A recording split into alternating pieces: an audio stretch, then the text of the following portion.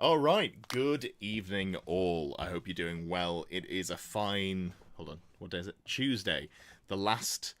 Honestly, the last sort of month has just been a bit of a blur, bit of a fever dream. I'm losing track of what day it is, who I am, and where I am. But we're here for day 4 of Beastmen Week, and this time round we're going to bring you the objectively correct tier list, as the title suggests. We're going to talk about all things Beastmen, all of the units, all the new units as well. Ed Moores is in chat. Let's go high elf tier list. You'll have to forgive him. He's in inpatient care, but when he's good, they let him have access to the internet. Our lovely Ed. That sounds way more cruel without the context of the amount of harassment Ed gives me. I got to remember that people don't see the VIP chat where they all just give me shit for 24 hours a day. How are we all doing? We got Garrett here. Good to have you, Garrett. Adam as well. Christian Langdon, Moo, Justice for Jabba. Well, it might be F's in the chat for Jabba. No, Jabbas are good. Jabbas are good. All right, you're immediately ruining your credibility. We can't be having that. F's good, right? F is for fuck's sake. Why have you put this in the book? Himmock's here. Just finished writing your pharmacology exam just in time for some goat people. Hell yeah. I hope it went well. And I hope you're able to relax now that you've finished all that. And Chris is here as well. Good evening, Chris. Hope you're having a good time. You may see in chat the new community leaderboard, which is a hilarious piece of ridiculousness, and it doesn't seem to last between streams, which is interesting. I don't know if you use YouTube chat much. I got told I was being signed up for some, something they were testing. I think they test it on the smaller creators before they send it out to the bigger channels. But if you chat multiple times, you go up on the community leaderboard. But it's bizarre because I think you can only get 75 XP every hour or something like that, and you get 25 XP per message. So that's 3 messages and you're done. Yeah, I don't know if they've updated it from Friday, but it was a bit of an odd experience on Friday. So yeah, makes sense they would find a micro creator to start with. Thank you for your kind words, Ed. Lex Moon's here. Perfect. Chris is building Glade Regard and Riders. Hell yeah. Does the new book make the Cygor less of a joke? Who knows? I know, it doesn't. I'm sorry. I can only apologise. Daff is going to the 500-point event in TSN this month. Hell yeah. I've used your goats to help my list writing, and hopefully today will bring me some more. Oh, fantastic. Thank you, Tonk. Tonk has become a member. Appreciate the support there. Trey says, explain to me how the Goat Boys are going to ruin my games. What are you thinking? I think it's just the same. It's just more of the same, but better. It's full pressure with, potential ridiculous wizards. But now the pressure is better and the wizards are better. Yeah, and better at turning off your answer to the pressure as well. That is true. And then they also have some ridiculous points denial in the Herdstone as well, which is really nice. Ed says you started at your lemon. Yeah, of course. Friendly banter. Perfect. Well, we should make a little bit of a start because we've got a lot of units to get through. Beastmen just have a lot of units. Not all of them need to be talked about for a long time, but that's okay. But I am joined by the one, the only Jack Cropper. Now, Jack is a great person to have on because he has actually won an event with Beastmen. He's had a couple of 3rd place finishes and a couple of 4th place finishes as well before going, you know what, this is too easy. I'm going to really challenge myself and play ogres. So I'm expecting you to be pretty excited about the Minotaur detachment. Is that right? I am. I'm very excited to get the army back out of the garage and get them back on the tabletop very shortly, as soon as I get to my next event, whenever that will be. Yeah, it's one of those, isn't it? You've got to balance all of the other life commitments. And you are also a member of a Warhammer Old World podcast as well. Is that correct? I am. It's we're only a couple of episodes in, yeah. And we're still small, but it's just a couple of us, me, Liam, and Dan, just talking nonsense about Warhammer, what we've been up to. The Rallying Cry podcast. Go and have a look. See if you can get us over 100 subscribers. That'd be great. Absolutely. I'm going to have to find a link to that, so it's not in the chat at the moment, but if you're listening back to this podcast, this tier list, there will be a link in the description box where you'll be able to go to that channel, join, and listen to their podcast. I've been enjoying it. As you say, only a few episodes in, but yeah, pull your finger out, get more of that out, so I've got more stuff to listen to when I'm working. Just Danny takes like half a month to get the editing done. It's Maybe disgraceful need behavior. some tips. Yeah, I've hit a point where I'm like, I do good enough editing to get stuff out at speed, especially during something like Beastman Week, where we've got a lot to talk about. But this is Dan Buchanan, right, that you're talking about? Yes. Yes. Yeah. Who runs events? Is it up at Sanctuary? Am I correct in saying? No, he's done a few Infantry, but most of them are in Sheffield. And let me get this right. It's a really good venue. It's got a great cafe. It is, I want to say Patriot, but I might be. It's the great venue in Sheffield that we can come back to if we remember. Yeah. And then, of course, Liam Jordan as well. Lovely Liam Jordan. Writes for Goonhammer. Definitely knows what he's talking about. Been on the channel a couple of times. So definitely give those chaps some support. And hello to everyone else who has turned up. This is one of those nice ones where it's immediately picked up because, you know, it's a topic that everyone wants to talk about. It's the new Beastman stuff. If you are here and you haven't already, give the stream a like. It does help it get picked up in the algorithm. All of that good stuff. Get shown to more people, and then it'll snowball from there. But let's get talking about some Beastmen. So, normally, the way we do this is we go S tier through to F tier. And S tier, it's a staple in every tournament list.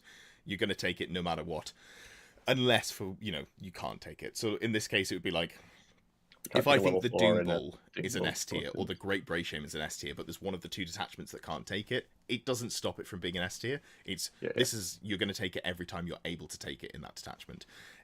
This time round, incredible suggestion from Matt on the Discord, said we should call it Goat tier. I like it. Yeah, for anyone in their 40s who may not know, it's Goat stands for Greatest of All Time. Which is a nice fit there for the Beastie Boys. Going down, A tier is very good. You're happy to put in this list, but sometimes there's reasons not to. B are serviceable. They're fine. You put them in your army. You're not upset to see them, but they're not exciting. This is your unit of Gauze. This is like, I've got to have this, or this is a decent enough unit. I'm not upset to put it in. C tier this is kind of just bad. I don't want to put this in any of my tournament lists. And then F tier is this actively hurts me for taking it. Some armies have more of those than others. I feel like there's a few more appeared in the latest journal for the Beastmen. Yeah, maybe. I don't know if I'd put some of them in F tier. F tier is like really bad. So we'll see. But hopefully we disagree on a lot of stuff, because that leads to the best discussion, I think. So we're going to go from there. Fantastic. So the way that I do this normally is we'll pick one. You as the guest will go with the first one, and we'll just go through chronologically. You talk about it. You say where you'd put it. I then say if I agree or disagree. Have a little bit of conversation. Move on to the next one. Flip it over. So we're just going to go through basically in order of what makes sense. Start off with the characters through the infantry, yada yada. The first thing we've got is the Beast Lord, and this one's, as the guest, you get to go first. Great. Yeah, so prior to the journal, I mean, you very rarely saw him unless he was there to deliver Leadership 10. 10 Gore Bus and the Minotaur did it better, probably. Unless you need to escape some points. So, yeah, he's decent. He's a decent combat character.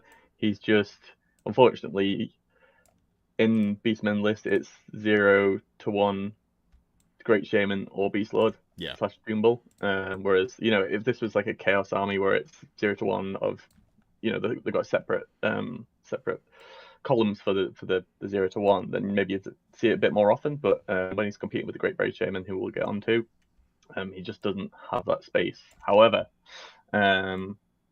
yes, the new journal has some very nice items. There's some great new weapons, cheap weapons as well, which can potentially buff him up for relatively cheap. We've got the access to the Chaos, not mutations, Chaos special abilities. I can't remember what the technical term is. That's only in the Blood Herd, right? And I don't think he can be taken in the Blood Herd. Oh.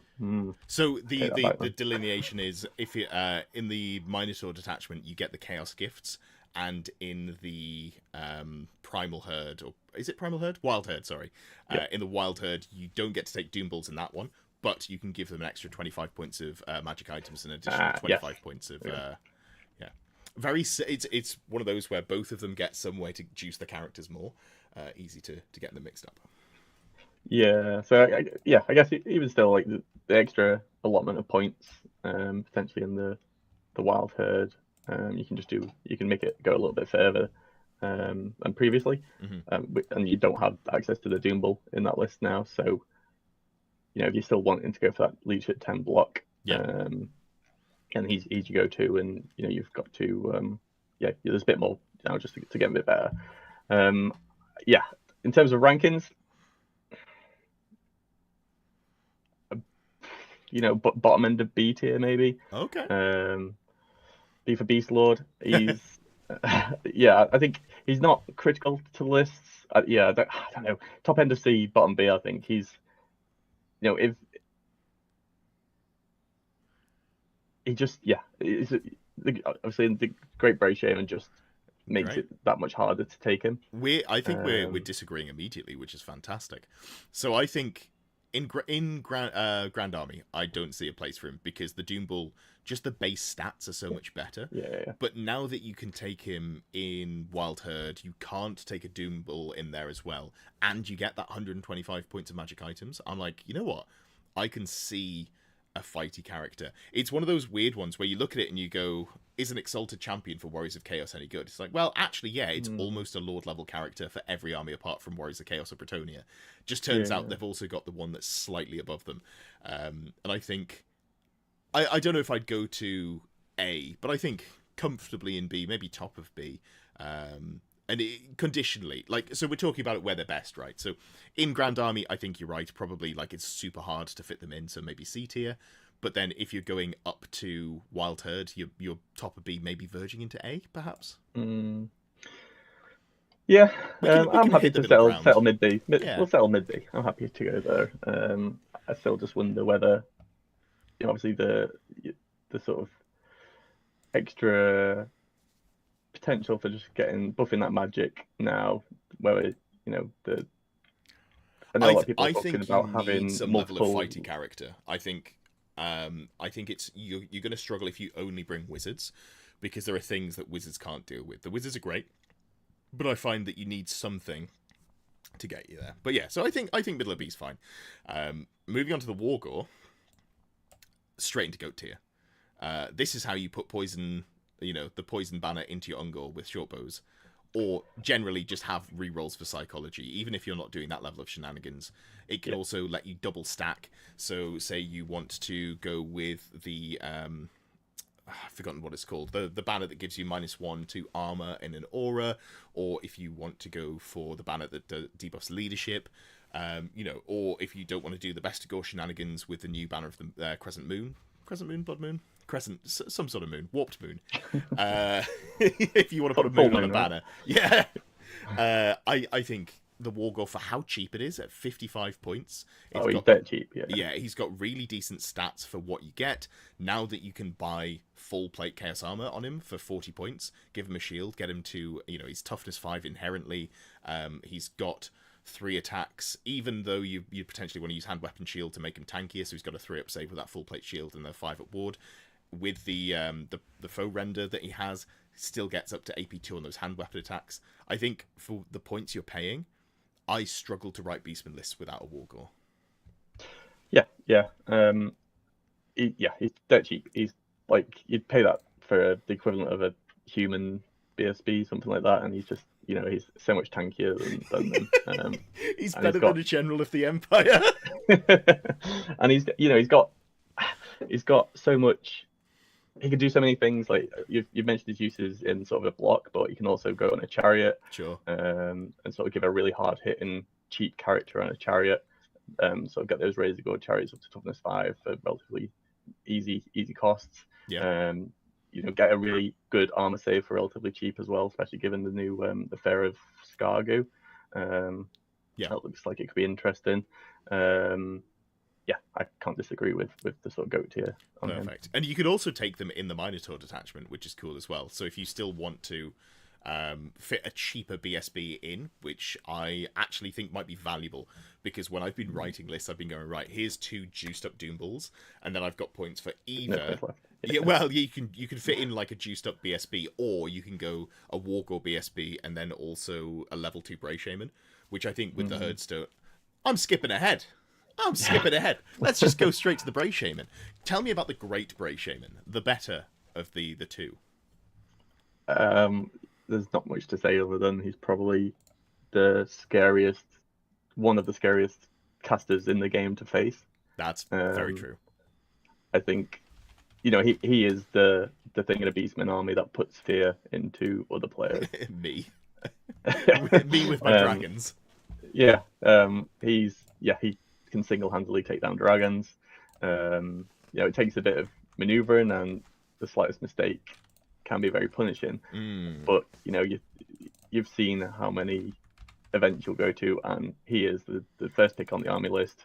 Pop him in a chariot, Victory Fetish, and you can't go wrong. And again, he's still relatively cheap for that, to fit in that bracket. 300, 350 and the benefit is he can actually fight a bit as well when he gets into combat. Like, he's not a complete pushover. He's irreplaceable in a Beastmen army. He was irreplaceable in a Beastmen army, but maybe now. That's true.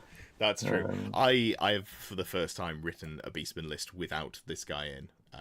And that's not even talking about the Minotaur list, but it's because there is another great Bray Shaman who does a pretty good job. But yeah, absolute S tier, just to glaze him a little bit more. You can do so much with it. It's not just the fact that you can bring him and Hagtree Fetish, Ruby Ring of Ruin, and then also, because Hagtree Fetish is 30 points, right? Yeah. So you could either give him a Talisman of Protection, that's the classic, or if you want to, you can give him the full plate Chaos Armor. Obviously, that's the thing with the armor addition of the armor now. He actually gets pretty tasty. Like, you can rank him up as a Mantle of Gora style fighty character now with those armor and stuff. And shout out to Tom Carley, who played that at an event against me. Got into combat with my dragon, rolled a 5 on the strength and attacks, and didn't kill me, but made me really regret my life choices. Then lost because he was playing Minotaurs before they were cool. But I was sweating. I was absolutely sweating. So yeah, I think Great Bray Shaman, very easy, just going to go straight up into S tier. And I think right at the top of S tier, we're going to struggle to unseat it this early on anyway. Yeah.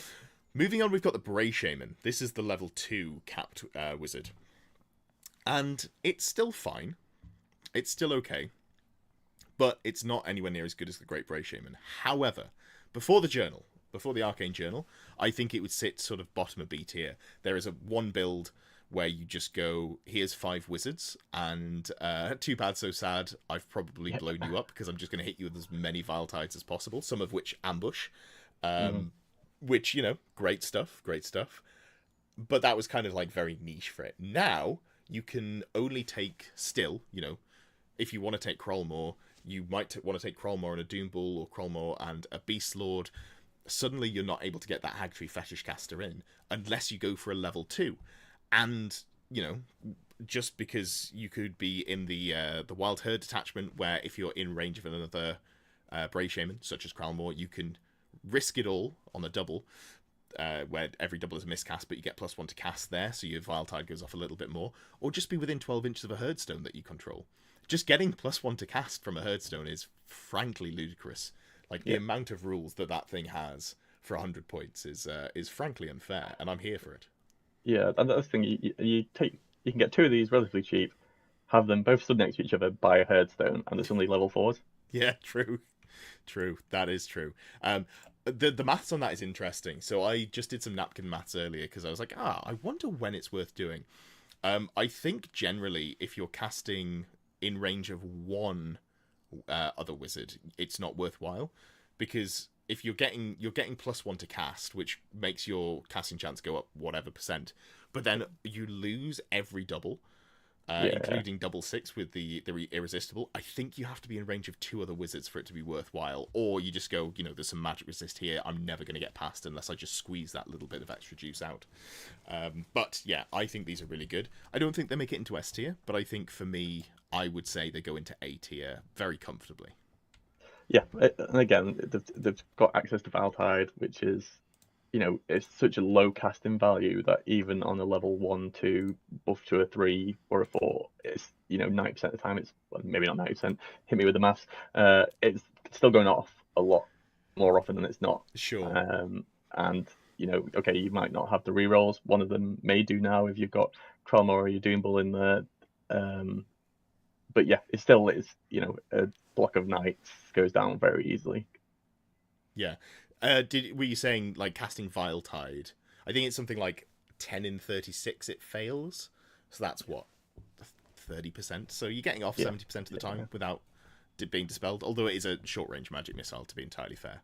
So there is something of an issue there. But but I think if with the with the headstone now, where you've got something you're wanting to protect and people are coming to it, then the short range isn't necessarily that big an issue because people are coming to you. Yeah, no, that's fair. That's super fair. I'm realizing now that I forgot to put the herdstone in, which is absolutely like unreasonable. I can't believe I've done that. So let me just very quickly add that in here while we're talking. But yeah, it's solid. VIP. Yeah, absolutely. There we go. So if I just add that one in and then go back to here, perfect. All right, great stuff. So that's our wizards, and now we're on to, frankly, the coolest of all Beastmen characters. And if you disagree, then you're wrong. Tell me about the Doombull. Well, GW tell us that he is able to one-shot a dragon, right? I think a souped-up Doombull in a unit with some combat res wins fights into dragons 9 times out of 10. Not necessarily to the point of killing the dragon, but so if you till them up, so they've got a 2-up save and a 5-up ward, and then you give them either like Giant Blade or the new Scimitar of Skultar, give them Gouge Tusks as well, put Slug Skin into the unit so that the dragon and the rider is hitting at -1, unless that rider has Ogre Blade. And even if they do have Ogre Blade, because they'll only be hitting on 4s or potentially 5s if you roll +1 weapon skill on the Gaze of the Gods, you end up doing, on average, like 2 or less wounds from the dragon into the Doombull, which is pretty nuts for just a guy wearing some tin that he found on the floor. And then in return, because you've got multiple wounds too, and you've got AP3 by the time you hit that 6 to wound, whether it's the Giant Blade or the Skullcracker, whatever it is.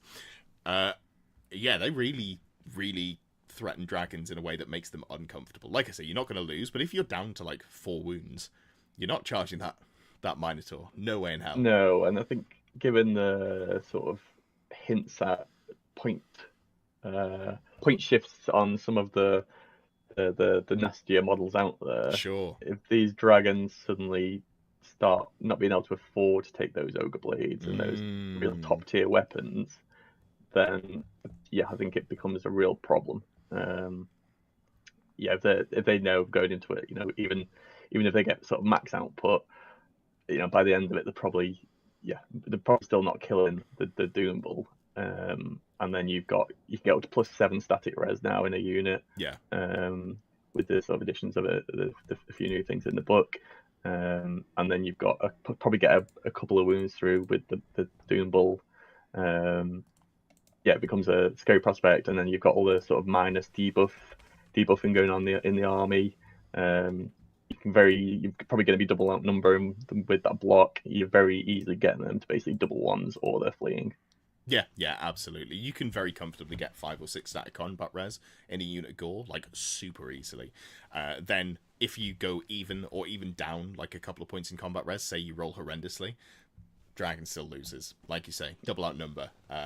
Makes it a lot scarier for that dragon. And sure, you're probably not going to catch him without Swift Stride, but there's always a risk, and they might be near a board edge. I've lost my dragon to souped up infantry before, where you just run away and go, I rolled a 4 across 3 dice. Well, damn. Yeah, and even if you don't win that first combat, Yeah. you're hopefully not going to break, and then that's when you stuff like these cheap flying monsters or even harpies, something with swift stride can come in, hit the flank. You've got him locked up in a combat, and then you've got something then to chase with that swift stride on that second turn when you beat him. Then Yeah. Yeah. That is very true. So Doombull, where do you want to put a Doombull? What are you thinking? There is a right answer. um, he's, I think he's I think he's borderline between the top two. Oh, you think he's definitely in goat tier, and you think he's between the Great Bray Shaman and the Wargore? No, sorry. I think he's sort of on the edge of A and go. I think he's. Okay, I can see I that. think. I I think think with the although we haven't talked about the addition of the new rules of potentially making him a wizard. yeah, that's true. That's true. Yeah, so just to briefly break that down, in the Blood Herd, you can't be in goat tier as a cow. Yeah, but Beastmen can be anything. They just aren't, because that's the range of sculpts that we've got. But yeah, so if you are in the Blood Herd detachment, God, I've got moons on the brain after that earlier talk about the banner. If you're in the Blood Herd detachment, your general can be a wizard that's a level 1 or a level 2. And then, as pointed out, I saw it earlier in chat, but I wasn't able to speak up at the time. Christian Langdon, the Demon Heart in Minor Detachment. You can put it on a Bray Shaman. You can also put it on your general. It makes you dispel as if you're 1 level higher than the wizard that you are dispelling, which is pretty great. Pretty damn great. It's enough magic resist that combine it with a little bit of... Sorry, it's enough magic defense that if you combine it with a little bit of magic resist, then you're likely to dispel the hexes specifically that you're really worried about. Basically, that unit of 8 Minotaurs plus 2 characters that everyone's obviously going to be running, and it's not just me, with magic resist 2 and that wizard. You're capping out at 8 Minotaurs. That's a rookie numbers, Ed. Oh, well, 10 by the time you factor in the characters. You've got to take a second unit as well, so, we've got to be reasonable here. But yes, yeah, he's really good. I think I'm going to put him... I think you take him in every Grand Army list. No, that's not true, because sometimes you go double wizard. Yeah. Yeah, I think just through the rules of our own tier list, I think he has to be an A tier, as much as I personally want to put him in S. And if you too think that Doombull should go in S, and this is a travesty, write me some hate comments for Jack. Yeah. Don't do that. Don't do that. I think he does the job very well. Yeah. But it's very specific to the sort of list you want to write. If you want to go the sort of full avoidance, magic-y, overwhelming, spamming missiles, then obviously he doesn't fit in there. So yeah, I think top of A is comfortably where he sits. Perfect. Yeah, all right. Then we've got the Gorble, who up until recently was just a cheaper and a little bit worse version of the Doombull, but at 130 points, he was rocking in at 4 wounds at T5 already, strength 5 base. You can give him a great weapon. He can have the magic items. He can have the additional buffs. I quite liked him. Sometimes I'd put him in lists where I went double Great Bray Shaman. And I couldn't fit a Doombull in as well. But now he can be a BSB for the Minotaur Herd. And I think he's fantastic. I think you can do some really fun stuff with him. My favourite build at the moment is you can go the Blackened Plate for 25 points. And then that Scimitar that I was talking about earlier, the 25.1. Strength user AP -1, Armor Bane 1, flat damage 2. That's just really good. Combine it with Gouge Tusks, get him up to AP 2. Suddenly you've got a budget Ogreblade character on what is your hero level character, and is still pretty tanky. You can still he's still got a 2-up armor save between that and his shield, and he's an easy +1 combat res as well. That's true. That is absolutely true. Yeah, and now he can carry a banner. He can carry a war banner as well. So I'm a big fan of this, but I think he goes behind the Doombull for me. I think the Doombull's still more exciting. Yeah. I think the sort of the limit on the magic item cost is just what sort of keeps him just behind, not being able to tool him quite up as much. Yeah.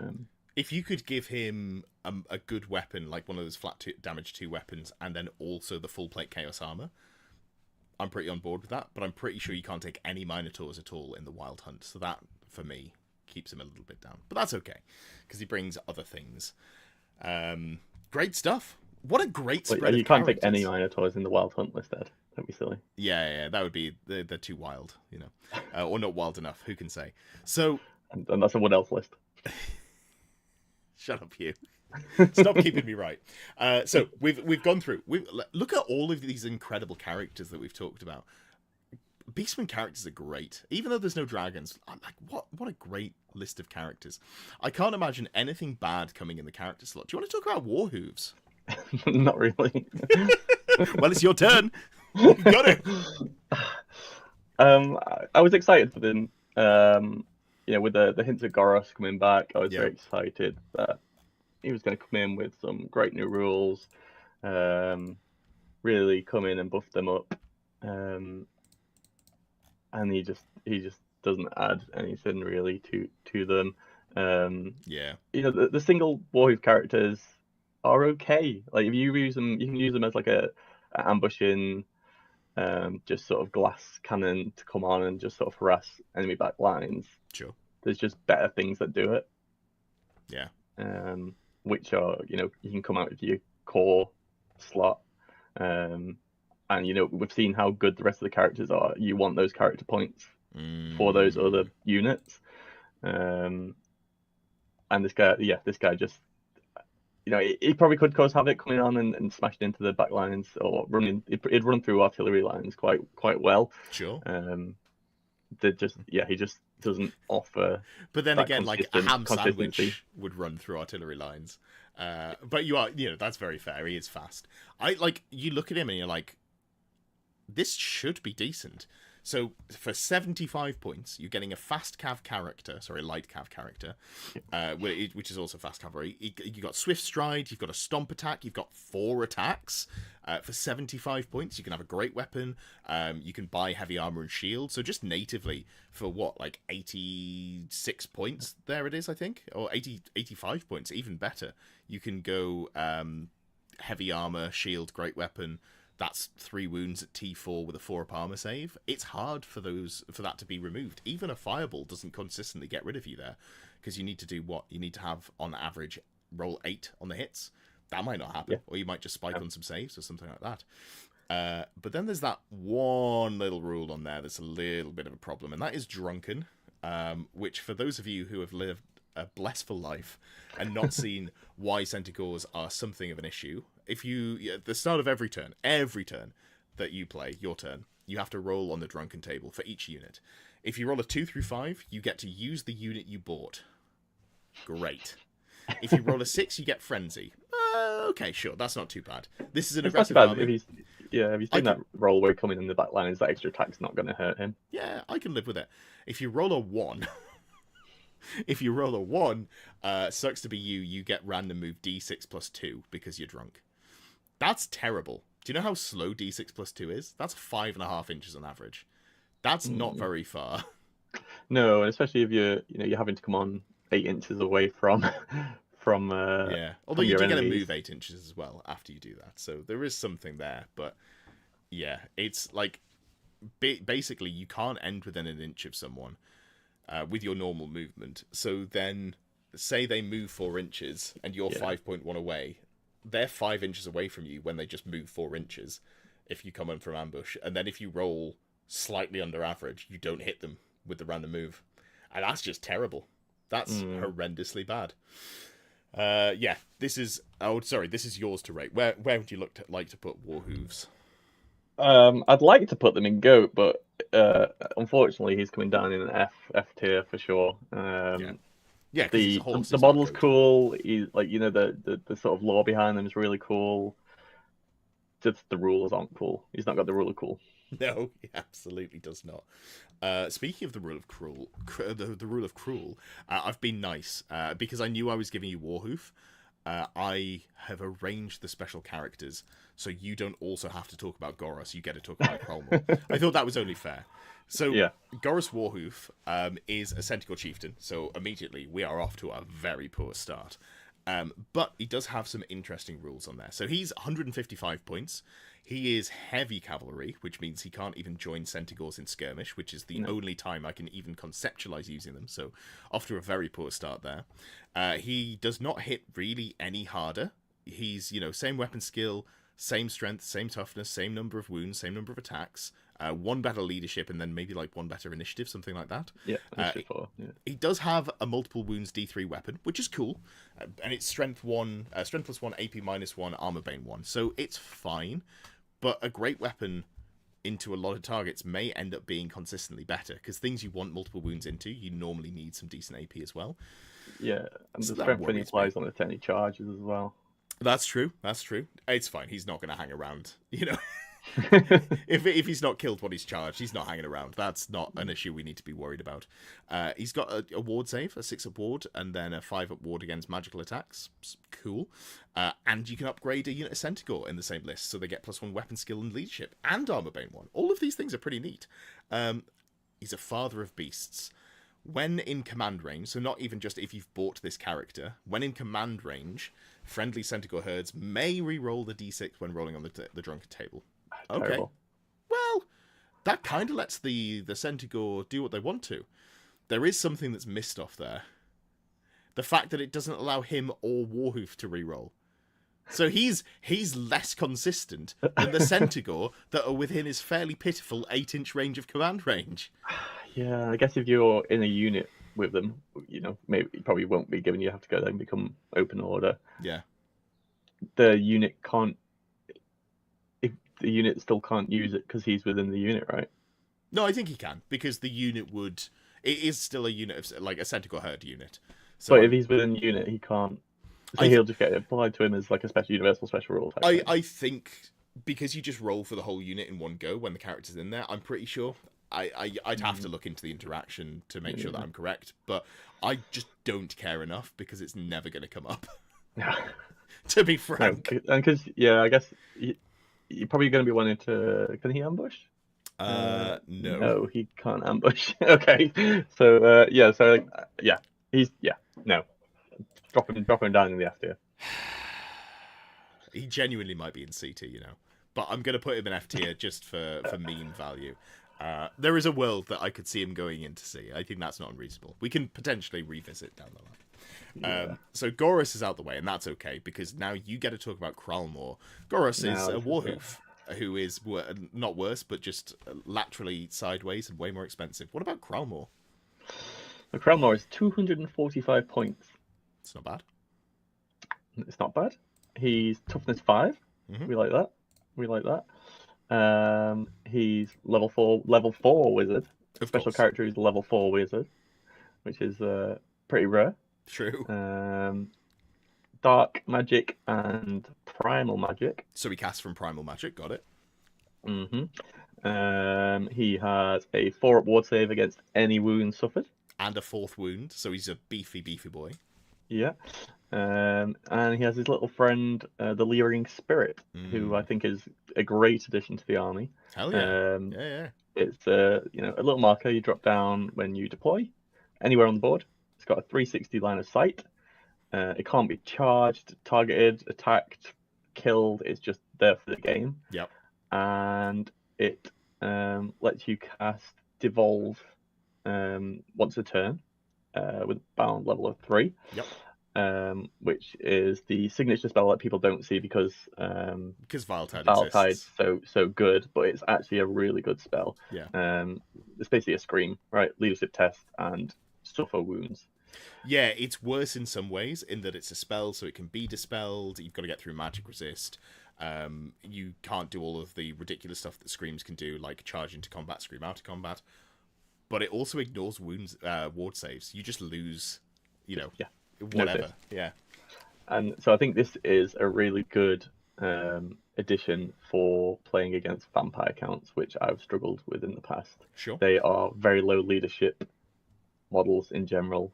And you put this on one of the flanks. It comes when your characters are dropping. So if you have a lot of chaff and you are making sure you're dropping last, you know exactly where they're deployed. You can really effectively put this somewhere where it's going to cause havoc. And given the the sort of plethora of options for dropping leadership in the Beastmen army now. Yeah, I think it's great. I think it's going to be really good fun. In reality, I'll probably use it and it'll never cast because it'll get dispelled every turn. But I think it's if you deploy it in the right place, not bad. No, no. How often do you get a Ruby Ring of Ruin off if you take it in an army? Yeah. I probably get that off like 2 or 3 times. Yeah. One of those is going to be, outside of dispel range. The other 2 maybe in dispel range. So I think you can, obviously a 15-inch range on the spell, so you've got to, make sure you don't pop it too far on a flank in a corner in the enemy deployment zone where it just gets left behind. So, but I think, paired with the Herdstone, where the enemy is going to have to be. Sure. You can really sort of start to cause havoc with it. I think you put it down after they've deployed. You've got to be 8 inches away, but you just put it in the middle of the board. Sure, if you're coming forwards at all, you're going to be in range all game. It's like a combination of a Banshee and a Fanatic. What if the Banshee was a little bit uncontrollable in that you couldn't play around where it is? Like once you've released it, it's just kind of there, but you can't get rid of it because it's a Fanatic. And it's liable to do either no damage or the most damage you've ever seen from a unit that is absolutely disgusting. Yeah, and it's free. And it's free. And then he's also got the Grizzly Totem upgrade on his Brave Staff, which is just a -1 leadership within 6 inch. It's so easy to stack that. Yeah, there's so many options now. Unfortunately, you're probably not going to be in range of the Lyran Spirit to sort of see the benefit of that, unless you're playing, quite defensive and have the sort of just camp around the Herdstone and have that Lyran Spirit sort of target anything that comes within range of that. Well, you can be really aggressive. You can be really aggressive, or you can be really aggressive, and you can still cast from the Lyran Spirit, even though Kralmor might be in combat. Sure, you can't cast it on the unit he's in combat with, but if there's 2 units next to each other and your bunker that Kralmor's in, if you're in combat, you're definitely within 6 inches or something. So yeah, I think he's really solid. Where do you want to put him? Where do you reckon? I think he's really good. I think he's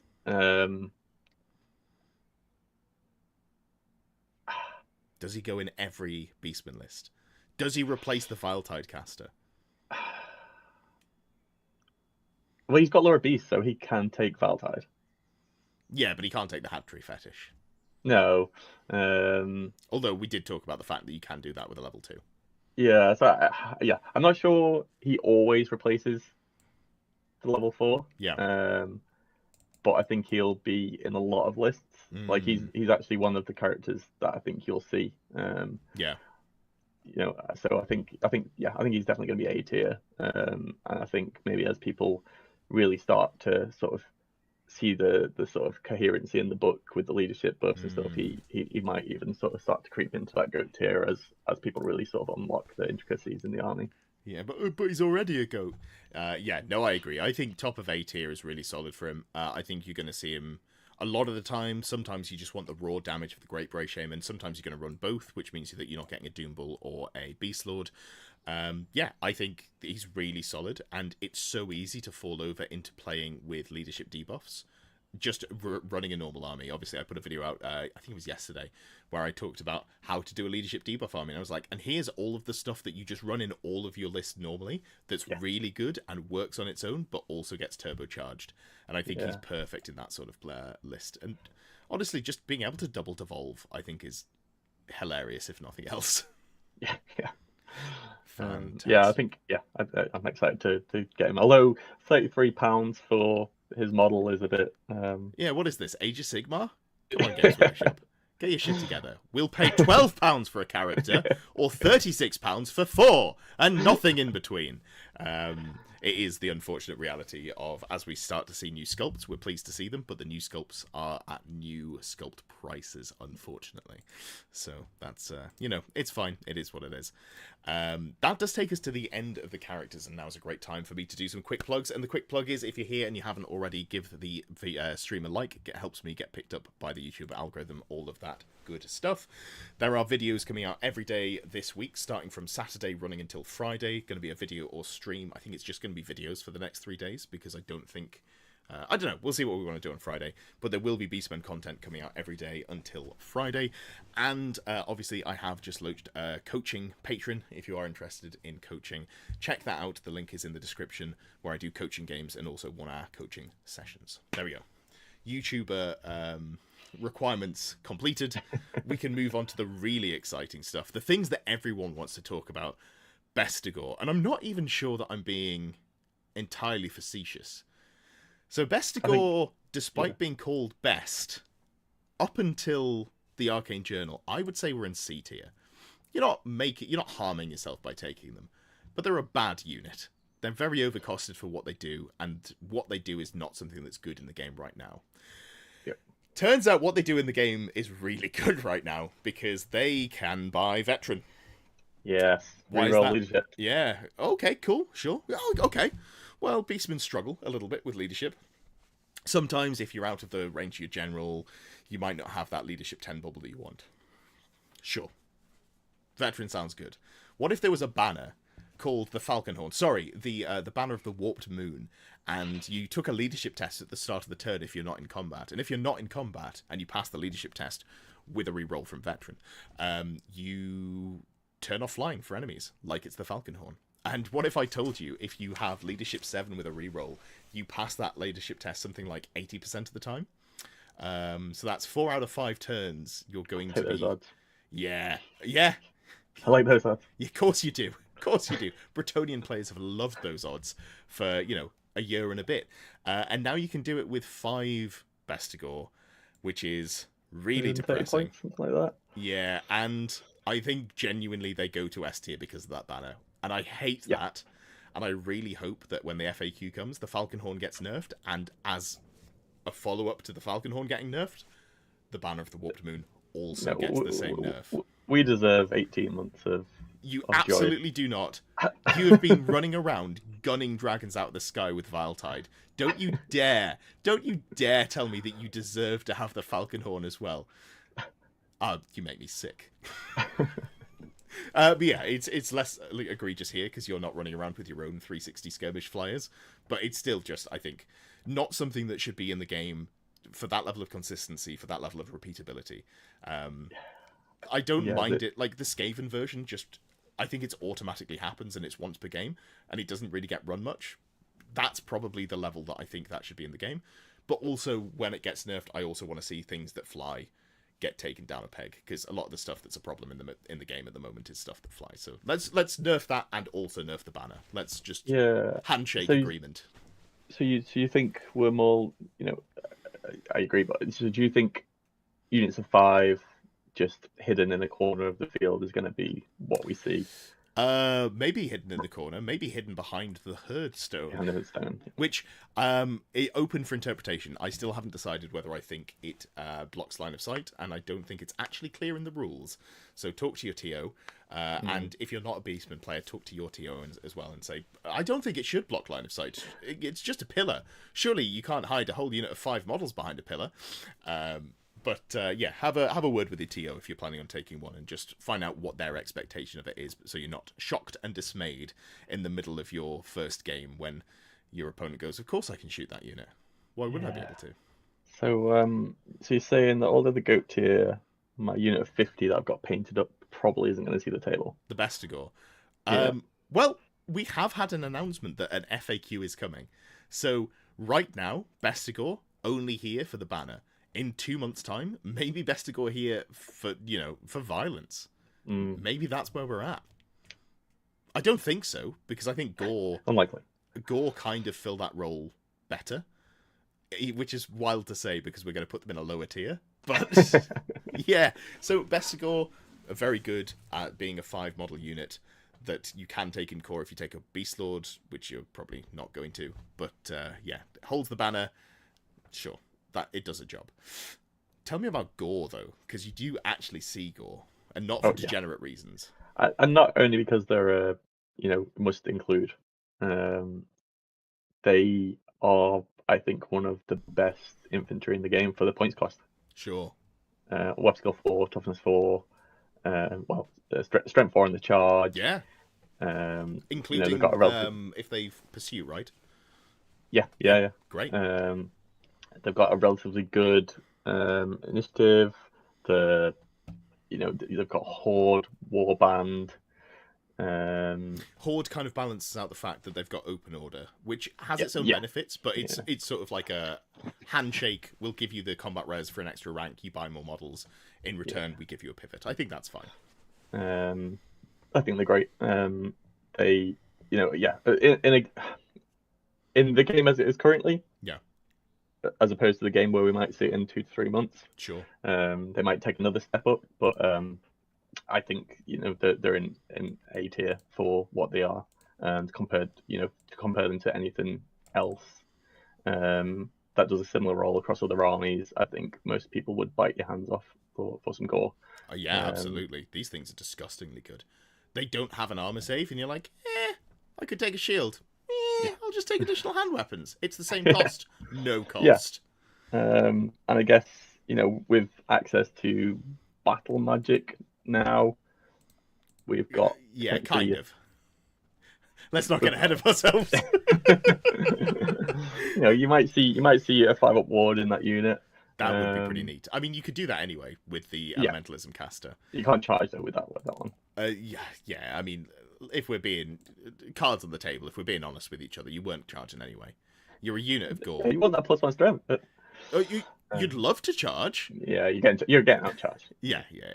So you want to have something bunkered in there, such as cough, a doom ball, that's going to be like, oh, I offer you a charge into my unit of gore. In return, you receive many slaps to the face. Sucks to be you. So yeah, I reckon we put the middle of A. I've put them right next to Doomball because, in my opinion, they go hand in hand. If you're taking gore, they're a partnership. Yeah. We take the Doomball as well, and he really loves sitting in there. And I think they've also got that secondary benefit of, you can throw some really dirt cheap units in ambush. Yeah. And they can come on and they can cause havoc in artillery lines. I had them locked in combat with an Anvil of Doom for a couple of turns against Richie once, which shut down his magic. Yeah. I don't know. It's not magic; it's runes. Yeah, you're going in the book. So I think they've got multiple uses. They're great. Hell yeah, love it. Big fan of that. And weirdly, we're going to go for our third core unit of infantry in a book, and I'm also going to put them really high up. And I'm going to say Ungor, also an A-tier unit. And this is very specifically if you're going for the poison shooting. Now, is it the worst version of poison shooting in the game? Yes. Is it still poison shooting? Yes. I think this is great. It's like, they're so cheap. What are they, 5 points a model or something like that? They are the dregs. They're 5 points a model. They're ballistic skill 3, so they're hitting on 4s. You can give them short bows for free. You lose your shields, whatever. If they're going to die, they're going to die. You take about 50 of them. It uses up about half of the points you have to spend in core. You put, a wizard in there with elementalism.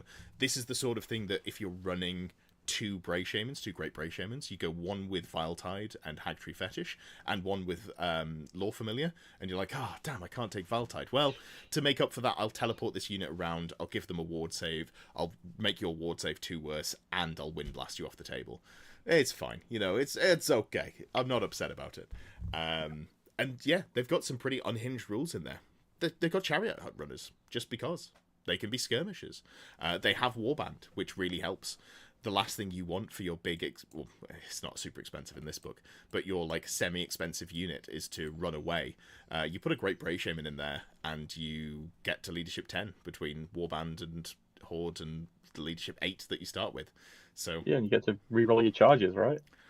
Sometimes you're gonna. When I've played around with this, I've also, because you're not taking this and the Gore Brick, so I've taken this and I've put a Doomball in there. That's just something that you can do. It's a little bit more risky because you're going a level 4 with Vile Tide on a Chariot and then a level 2 inside the unit with a Power Scroll and Lore Familiar. It's not as exciting, but, sometimes you're just like, what if I was just to bunker my very killy general in a unit that if my opponent wants to not get shot, they have to charge because it'll teleport everywhere. It's aggressively fine. Yeah, and it's great for points denial as well at that point if the dragon doesn't necessarily, A, it's got to get through a hail of poison shots, and then it's still got to face up against the Doom Bull. Yeah, you're winning that combat pretty hands down. Because you've got to have the Wargore BSB in there, so you're sat at, like, I think it's, 5 combat res? 3 ranks banner, war banner. BSB. So 5 static combat res, you go, oh, well, you can get 2 to 3 combat res off my general, who is as beefy as he can be. I'm going to get 2, maybe 3 points of combat res back from you, chances are. You know, we'll take that handshake. That's what we talked about before. So I reckon in A tier, but behind Goreherd. Yeah. Fantastic stuff. So what if you were to merge those 2 units together then, Ed? You want to talk about the warped gore? You can talk about the warped gore. No, the combined unit. Sorry, the primal warherds. Yes, I forgot warheads. which of the 2 weird units we were talking about. Primal warherds. Yeah, you can take. So get this. Imagine, right? You've already got poison shooting. Yeah, you know that Ungor can do the poison shooting pretty well. Not great, but like well enough that you're going to take it. What if you then get a book? And you remember how annoying Royal Hosts are to deal with? Because they take 140 models. Some of them are the really good ones with the spears in the front rank, and then the back one will have bows, and they can always volley fire. What if Beastmen got that unit? But then can't take bows. Yeah, it's like, yeah, see, that's really rough. Let's not do that again. Yeah. At least they're learning from the lessons. Or, we can... What's we can really hope that funny is the lead time for physical media is around 5 to 6 months for Games Workshop.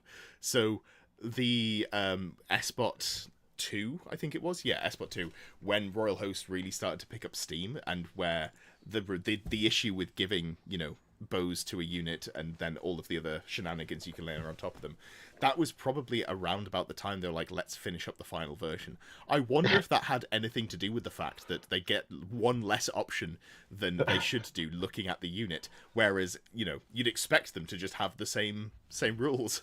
Any thoughts on that? I think it'd be strange to be a coincidence. Yeah. Anyway, yeah, these are bad. How bad? C tier or F tier? I don't think you'll see them. You don't think... Perfect, you said C, so they'll glow in C. You don't think we'll see them. I think they're fine in terms of like their gore and ungore. They don't really fill a niche. They are worse at bunkering your general than just a unit of gore, because half of the unit's toughness 3, so it doesn't soak wounds as well, which is kind of all you need the unit for. They're not that much cheaper. I think is it 1 point per model cheaper for them? I think, yeah, 7 points and 6 points. Which is wild, because Ungor are 5. So the fact that in the primal, I'm just double checking it because that's so stupid. Yeah, Ungor are 6 points per model here. They're not worth 6 points per model. They're costed at 5 points per model. You pay an extra point for the privilege of having a worse model in there. Anyway, yeah. So not a big fan of them. They also don't get the rules that the Gore get. If I'd pay an extra point more if they also got like the bestial charge, the other rules in there that you get on the Gore, and they weren't impetuous. Why are they impetuous? What's up with that? Yeah, I think it's just someone had nostalgic tendencies to books of past when you had the mixed herds, and they just wanted to see it back, and they like to see the world then. I'm not upset to see it. It doesn't really do anything, but like, I'm not upset that it exists. If you just want to slam them together, sure. I am a little bit bummed out that if you're playing the wild herd, there we go. Primal. Is it primal? I thought it was wild. Isn't it primal for the magic? Mate. Oh god, yeah. Maybe. Yeah. Don't you get me confused now. The problem is they're all called very similar things. Yeah, wild herd. Wild herd. Yeah, I was right. Wild hunt. How you said wild hunt before. I have, yeah. That's why I paused when I was halfway through. Anyway, if you're playing wild herd, you have to take a unit of the warped gore, not the warped gore, the primal warhead. And they are worse than the unit of Goreherd you have to take, because you can take 5 Gore. You have to take 20 Primal Warherd, which is like way more of a tax, which I don't love. But other than that, it's fine, I think. Yeah, let's leave them there and move on. I think. Sweet. What about Warped Gore? Now, Warped Gore are interesting because I had heard through the grapevine that Beastmen were going to be getting Forsaken. And this is, Mum, can we have Forsaken? No, we've got Forsaken at home. Yeah, I was very excited about these. I sort of saved Yeah, loads of bits from Forsaken to sort of start, hacking my gore apart and throwing tentacles on and that sort of stuff. And then yeah, the rules dropped the 3 points cheaper than the Forsaken, sure. and they leave a lot to be desired. So they don't get a ward save. Hmm. They don't get the all of the other rules that you can't mark them, so they don't get like, oh, hey, this unit would be kind of good if it was faster. Wait, what if we gave it Swift Stride by paying 2 points per model? Okay, let's do that. They've got Primal Fury, but they don't have. And they've got Blood Range, so they get the Frenzy, but they haven't got the Foe Render, so they don't get AP on their attacks, whereas Forsaken come in with AP1 natively. They're just kind of not They've good. got a 6-up armor save. Yeah. Armored Hide. Neat. You can give them shields for a 5-up armor save, and honestly, that Oh. might be the way that I go. Because giving them a 5-up armor save is like fine. I would play these at like 10 to maybe 12 points. I think it's just hard to love this unit. Yeah, 24 points for the champion. Yeah. The Splice Horn. So, and also the Blessing of Chaos table is worse, I think. So you've still got the poison and the armor piercing of AP2, but then if you roll a 5 to 6, you get +1 toughness. Kind of want that all game when I'm being shot. Kind of don't care about that when I've made a charge. This is going to be useful sometimes, but because it's not reliable, I'm just like, yeah, I don't know. Like, if you could just go, okay, their gimmick is that they have a Blessing of Chaos, you choose it at the start of the game. I'd be like, alright, you know what, cool. I'm going to run around with a T5 unit of, 5-up armor save Gores, and I'm paying for it. I'm paying 16 points a model, but it's pretty neat.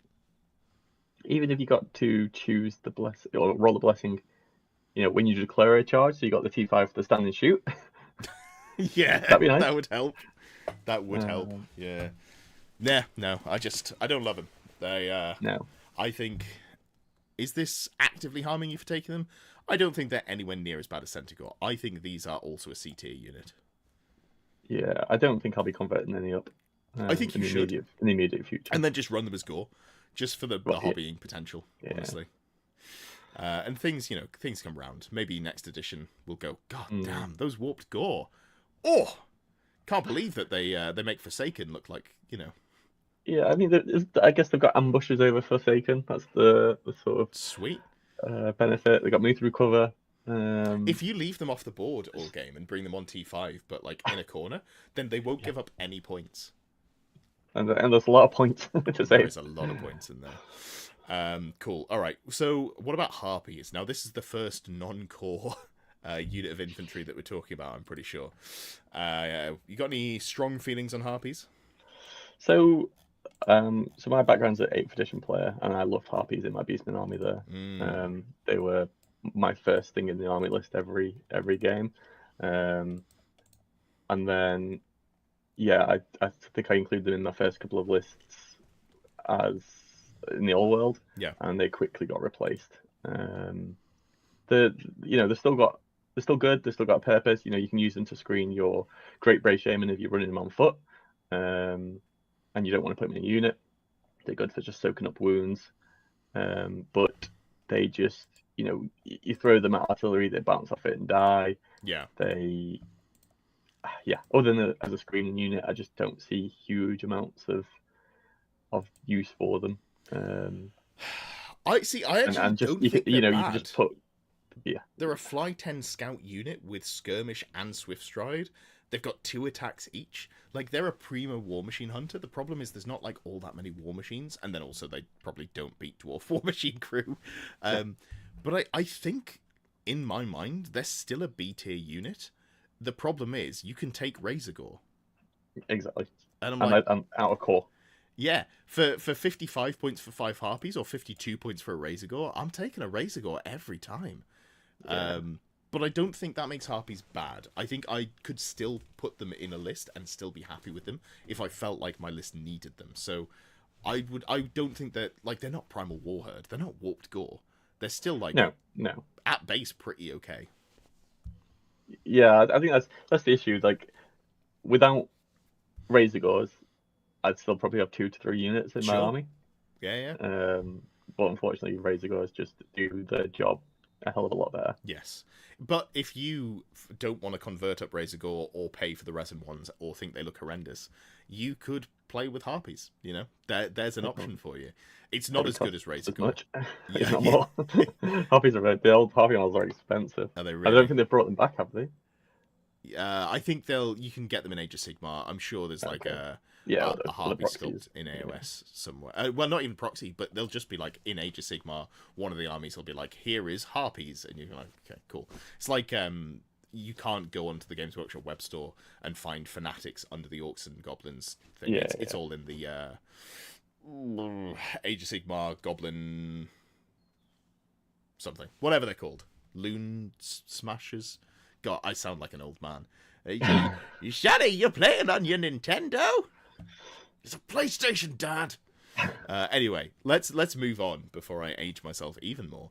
And we kind of got out of sync there as to who's talking about which one, but I'm just going to take this one because I love this unit. Minotaurs are so good, and by so good I mean like solidly B tier. I love them. This is my favourite unit in the book, hands down. I'm just a sucker for monstrous infantry, and like I want to play ogres. Ogres are bad. Minotaurs do what ogres want to do. They're a weapon skill 4 unit. It's amazing. Like I've played trolls, I've played ogres, and I'm like, if I'm hitting you on 4s, I'm missing you 2/3 of the time consistently.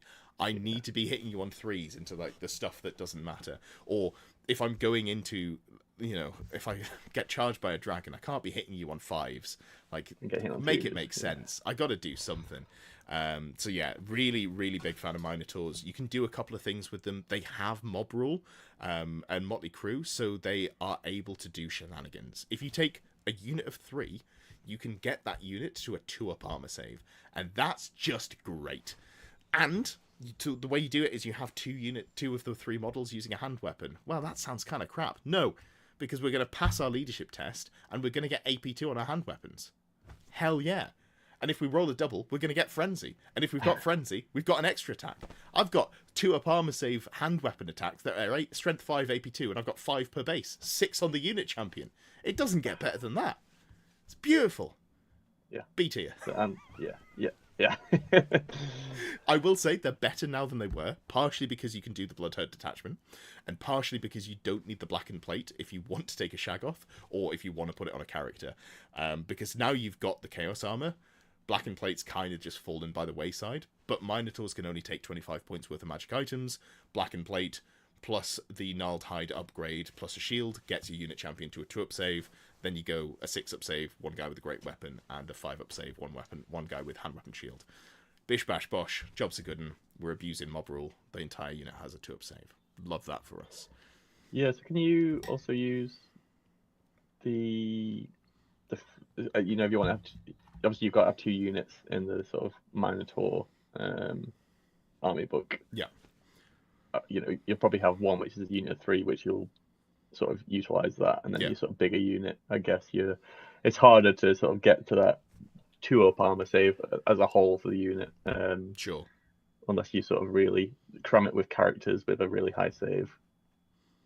I don't know if the characters actually count for that rule. It's not well spelled out. Yeah, like even champions is uncertain, right? No, because champions are just part of the unit. Champions aren't characters, so they're just all part of the collective whole. So that's fine because you just use the greatest save in the unit, as in like the whatever you've got the most number of. But anyway, we're getting into the weeds with that. Just trust me when I say that it works on a unit of 3. My unit of 12 is excited to 12 see the table. Maybe not as a unit of 12, but okay, unit of 8 and unit of 3, and then 1 guy to stand on the sidelines and cheer. Yeah, I think I've got 2 used to running big units of Iron Guts.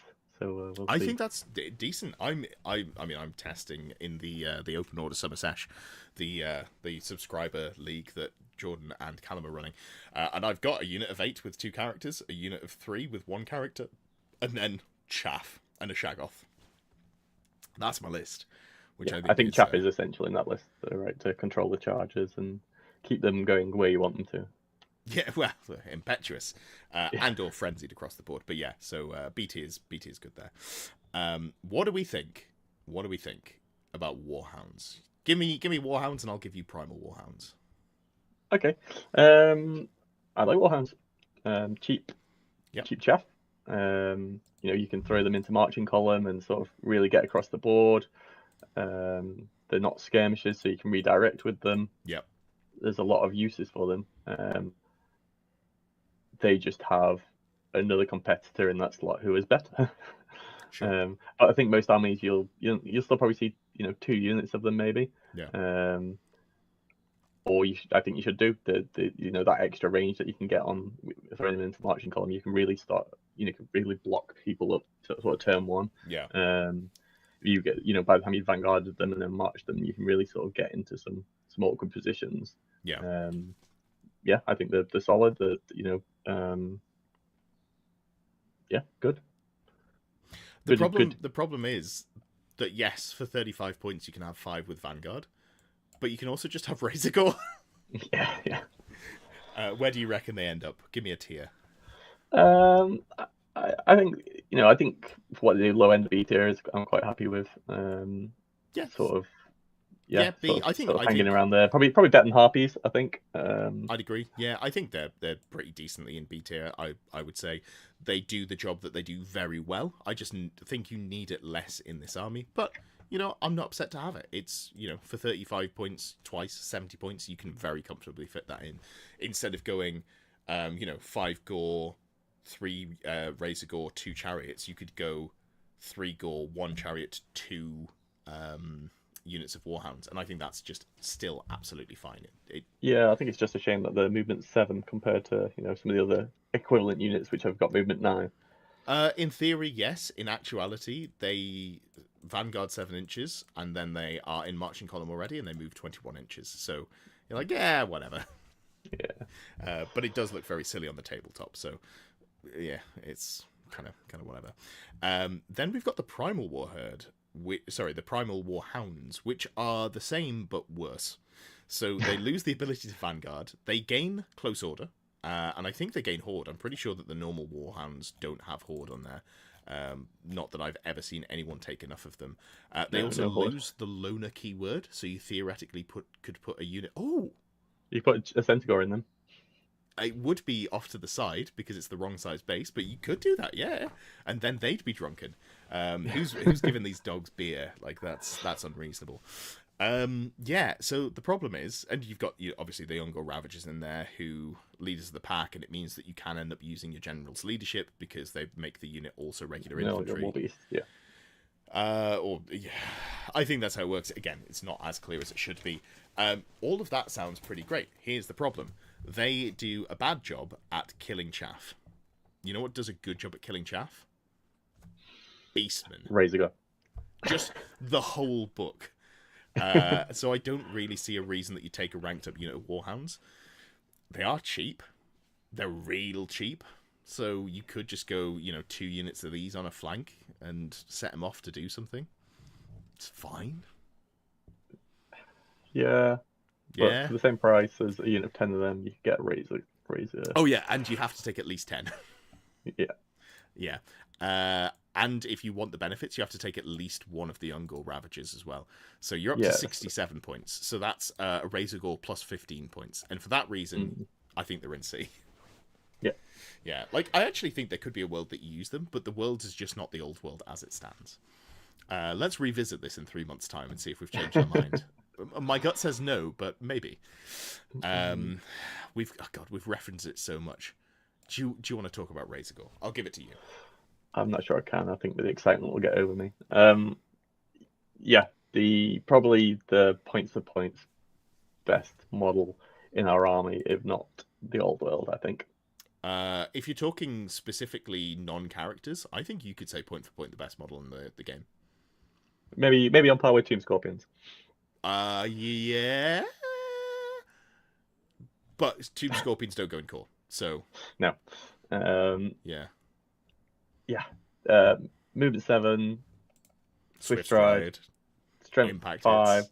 Toughness 5, Yeah. Impact hits. The one issue they have is that they're a War Beast. That is an issue. with relatively low leadership. So Yeah. they have faux render. Yeah. It's just not often you actually get it off. Sure. But I think the functionality of these things is great. Running one round just as a chaff and anti-chaff.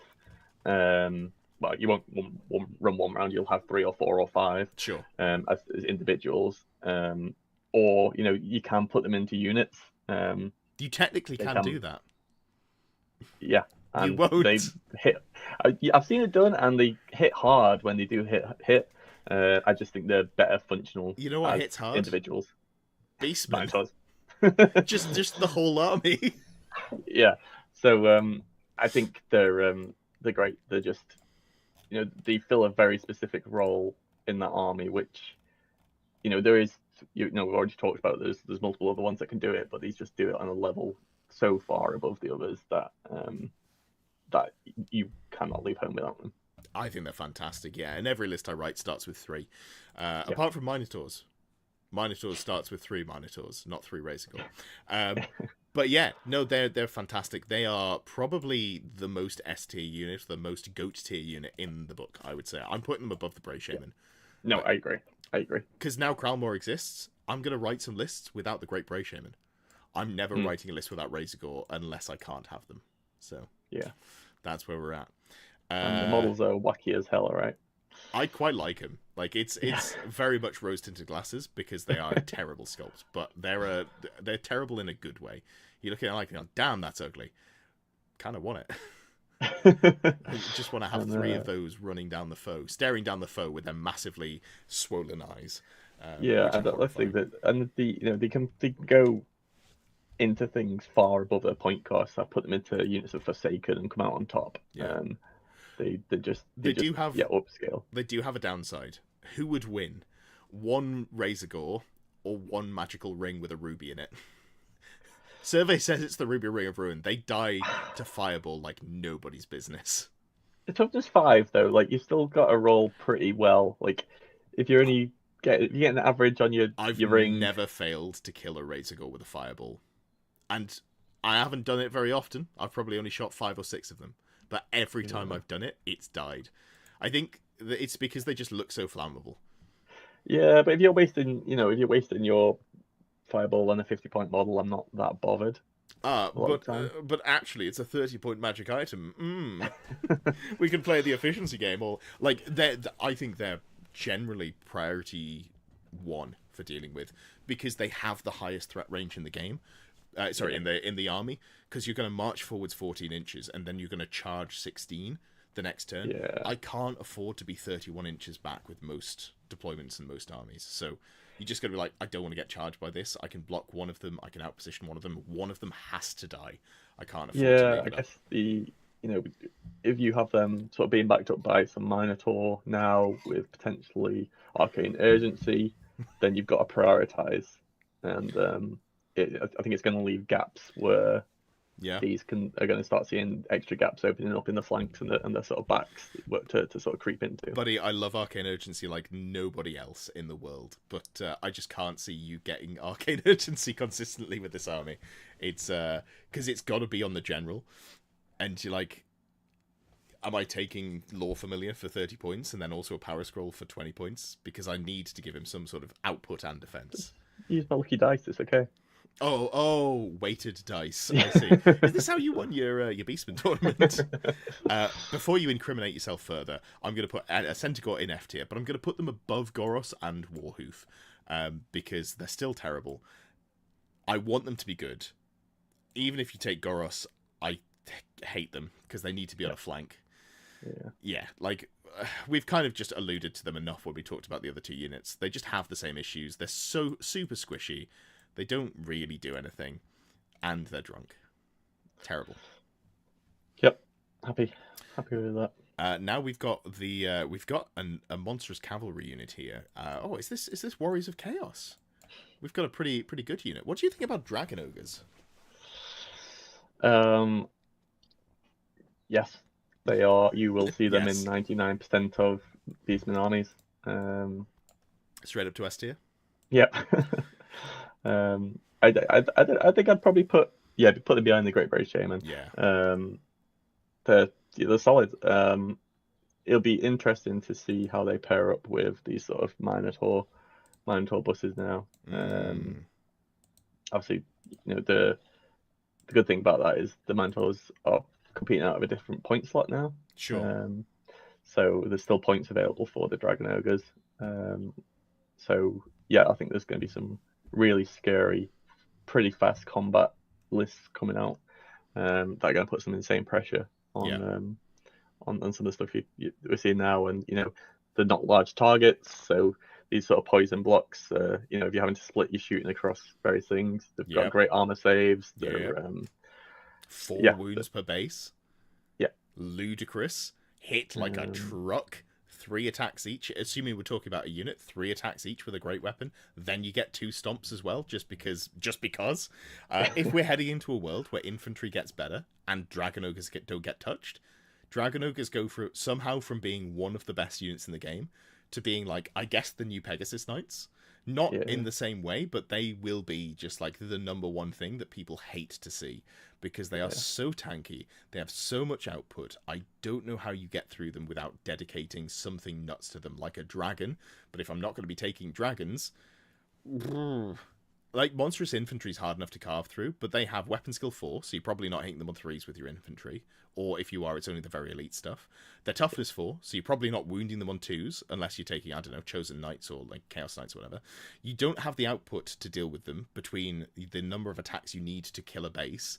You need to do 4 wounds to that unit to remove to lower the amount of attacks that are coming back at you. And, heaven forbid someone goes absolutely crazy and takes a unit of 8 in 2 ranks. I don't think that's good, but someone's going to do it. Yeah, these things are not okay. But are they monstrous infantry BSB now? There's that's true. That is true. some Yeah, potential yeah. to get a bit of static combat res in that unit as well, which is the one thing they miss. So yeah, I don't know. Maybe you might can't. see They it. don't have Swift Stride, but you can. If you put the Minotaur with a banner in there, you lose an inch of movement, but you can give them the sort of like semi Swift Stride banner that gives them plus D3 to their movement and their charge range. Sorry. So that's interesting. I don't know if that's good, but that's definitely something you could do. Yeah, just pretty nutty, honestly. I love them. And obviously you can take them as units of 3s, you can take them as units of 4s, you can take them as Shartax on their own, you can give that Shartax the blackened plate. Oh hey, it's another way to get a stupid model to a 2-up armor save. Yeah, they're just great. They're so good. And you can take them in every version of Beastmen. You can take them even if you're looking at playing Wild Herd or the Blood Herd. Yeah, so you're always going to see them, and I really like them. They are absolutely fantastic. Cool. Then we've got a pair of chariots. We got the Tuskor chariot and we got the Razorgore chariot. One of these is great. One of these does not get seen.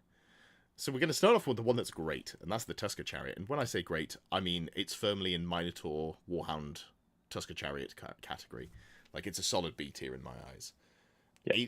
85 points. I think if you put a character on it, it goes up. But as it stands, it's just, it's toughness 4, 4 wounds, 4-up armor save. It hits pretty hard on the charge. It's pretty cheap. It really synergizes well with the Razorgore, because it's another small frontage threat that does a lot of damage on the charge. That's hard to kill to, like, small arms fire. Really good. Yeah, I think, as you said, it pairs well with the Razorgore in that, the one issue with heavy chariots is the majority of the time you struggle to get the charge off. Yeah. Especially with these sort of Pegasus flying around, that sort of stuff. Whereas your Razorgore, if you can get your Razorgore in the turn before and sort of pin something in place or just hold something back, Yeah. it gives you the chance for that sort of chariot to sort of catch up and usually get the charge off. So yeah, I like them. I probably use them a lot more early on in the edition and sort of weaned back a bit away from them as I started to enjoy the Razorgore more. But I think given the sort of abundance, and especially if infantry are about to get better, we might want something that has, first charge to start breaking through ranks. Hey man, if infantry become good, the age of chariots has begun. Like, let's just say that. Sorry, I've realised that I have missed a trick here. They're unit strength 5, so they can hold the Herdstone even if they take damage. That is a very fair point. I was also looking at where I'm going to put the Razorgore chariot, and I think the Razor Gore Chariot goes into B, so maybe this one has to move up. What do you reckon? Yeah, I'm happy for it to sort of creep into A. I don't think we can put a Razor Gore Chariot into C, because I think it's fine. Like, I just don't take it because it's not in core. Yeah. So, it hits hard, and it's a way to get the Razor Gore's 4 attacks and foe render, but actually get foe render off, because it's not a War Beast. Yeah, you get that high leadership. So then, yeah, Tusker Chariot probably has to go up.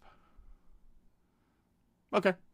Yeah, I don't hate it. I think, again, paired with you sort of your Minotaurs now, when potentially you don't have the depth of ranks, that sort of stuff, then this is just really good for getting in, breaking ranks. Mm. D6 +1 impact hits, toughness. Yes, it's the perfect amount for your Great Berry Shaman. Sure. So before we go to monsters, because there is a wide spread of rules that we're going to very quickly blow through some of them. Herdstone. Yes. The Herdstone is 100 points. You can take it in core in the Minotaur detachment. You can take it in special in the other 2 detachments. It's 0 to 1 per army. It's 1. It's just 1 in every army. If you're playing Beastmen, you should take this. You will. So I'm just going to put it into S tier. I'm going to put it above Razor Gore. It gives you loads of buffs. I think there's 5. There's magic resist. There's reroll 1s to wound. There is +1 to cast and -1 to cast for your enemy. There is -1 leadership, aura for fear, terror, and panic. And then I think there's another thing on there as well that I can't remember off the top of my head. Herdstones are just great, man. They give you so many rules. They cost 100 points. They can't be destroyed, so your opponent can't get the 100 points for them. But they're a special feature, so whoever controls it at the end of the game gets 200 points. You choose where this goes. Unless you get tabled, why are you giving this up? Like, you can just put this... So I've been playing around with deployments a little bit. You can put this, on the edge of your deployment zone, or like 5 inches out of your deployment zone, so you can hide behind the wood that's in your deployment zone with the unit of 5 Bestigor that are still just within 6 inches of the Herdstone, so they control it. Then that projects that 12-inch threat bubble of buffs and debuffs forwards into, like, past the middle of the table.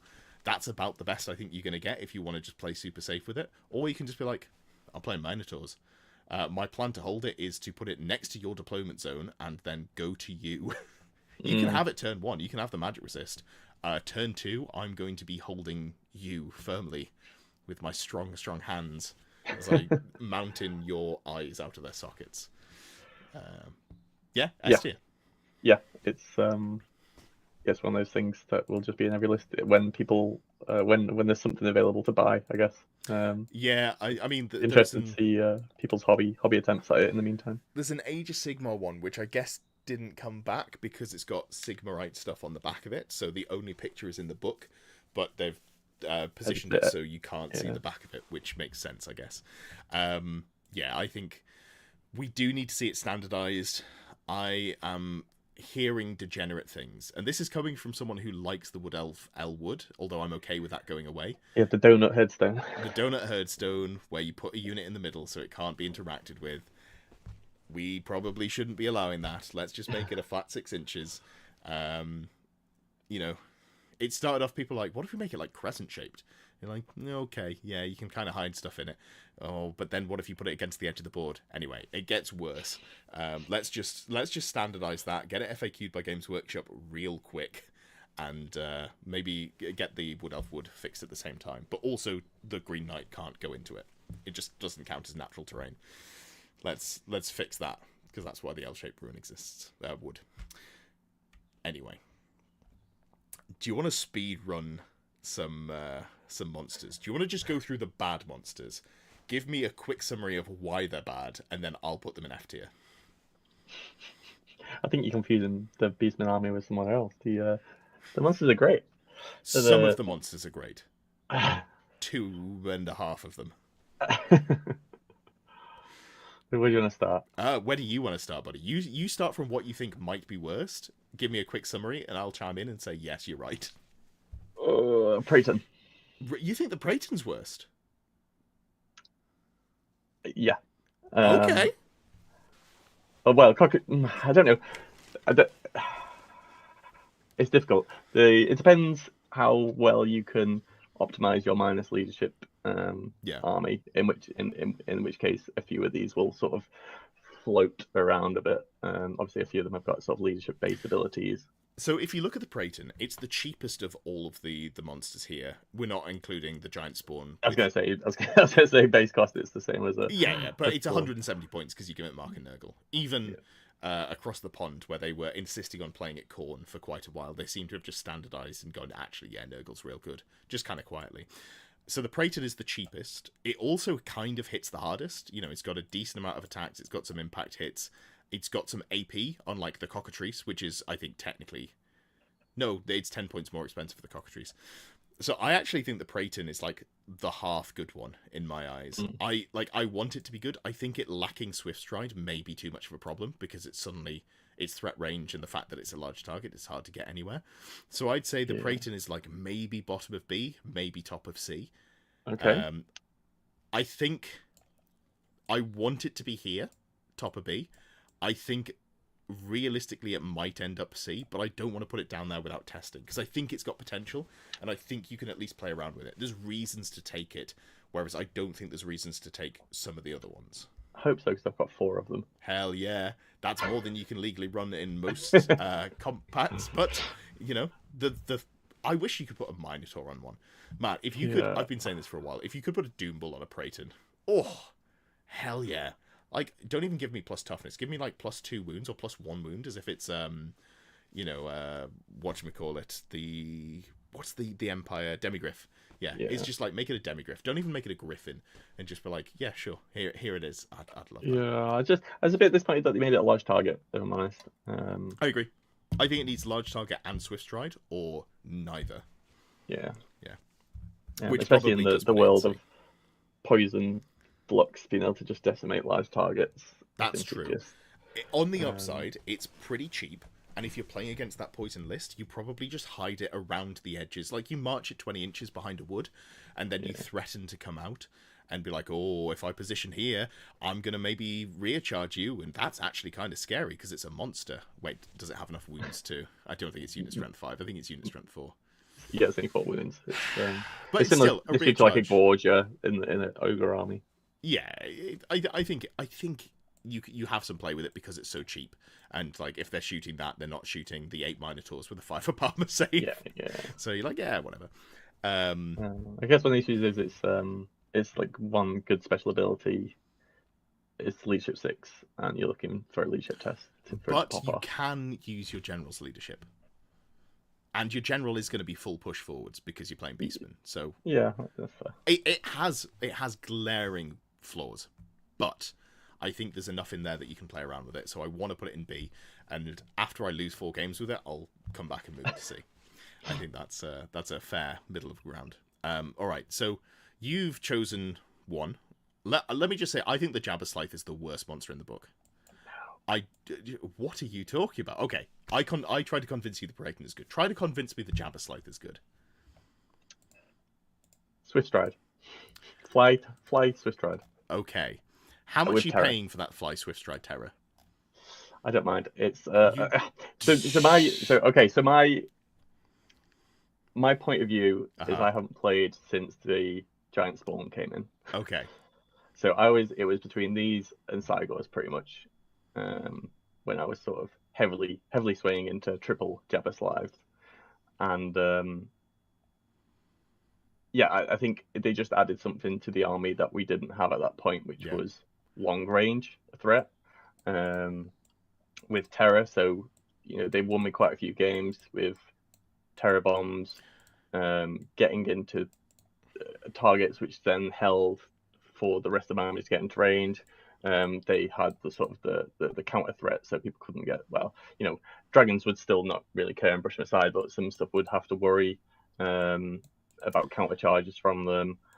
I think they're just great for thrown over a back line. They can march and shoot, so those sort of single characters that were hanging around outside units, you're usually chipping a wound off them with the shooting ability. Well, you say usually. After you've moved and you shoot at long range, realistically, because it's a 12-inch gun, you're hitting them on 5s. No, you're getting close range. You're just flying your full range and just plonking yourself. Sure. So you've got 50% chance to hit.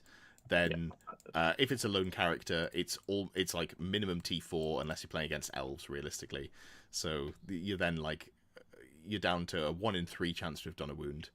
Yeah, Yeah. guaranteed.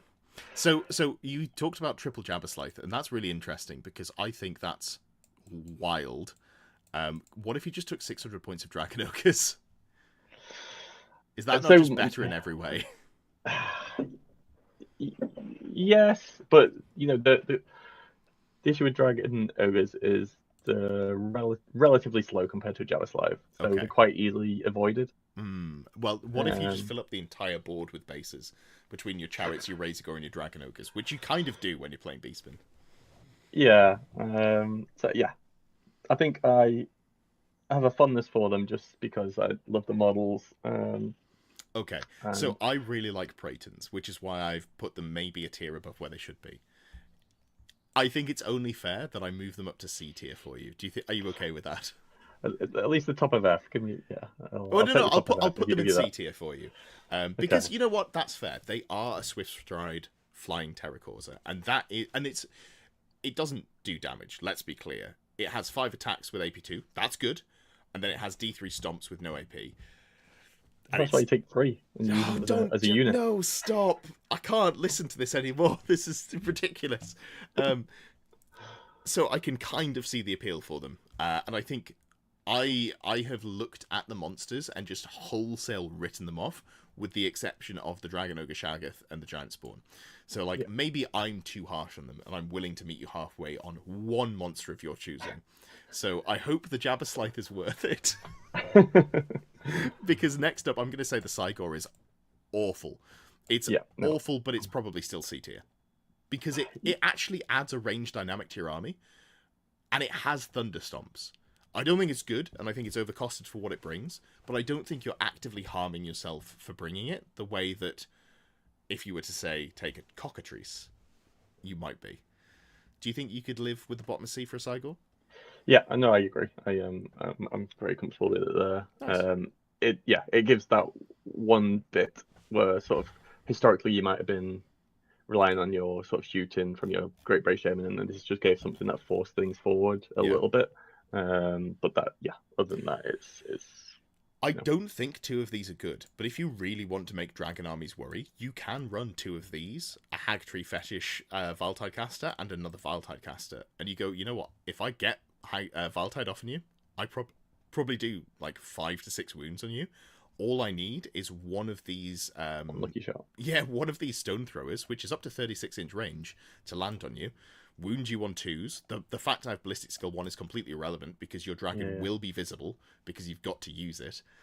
So I hit you the same as a trebuchet would hit, and then I'm AP3 D3 plus 1 wounds. That's just enough for me to go, oh, for God's sake, do I get to use my dragon this game? I might just have to leave it until turn 5, because otherwise the risk of you getting points off me is too high. I still don't think they're good, but I could at least see a reason to put them in. Yep. Cool. Do you want to put the giant in F tier? I do. Yeah. It's just not... It doesn't compare to things that are good. The giant attacks table is funny, but it's very niche.